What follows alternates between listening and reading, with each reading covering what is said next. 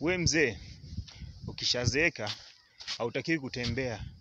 Unatakiwa ukae nyumbani usubiri kifo.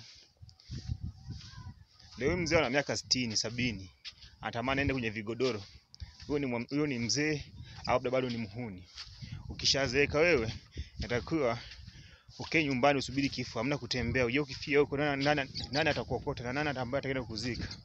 Kaa nyumbani subiri kuziko wewe, usitembee. Mzee umezeeka unatamani utembee kila sehemu. Usiwe muda wako umeshaisha. Unatembea uende wapi? Subiri ufe ndio maisha yaende. Sawa kaa pale usubiri kifo ndio maisha yaende. Usipende kutembea tembea. Mzee wa miaka 70 unatamani utembee, unatamani kuvaa nguo kama za watoto wadogo. Wewe mwanaume au malaya tu. Mbafu zako. Unaniuzi mimi wewe? Sawa.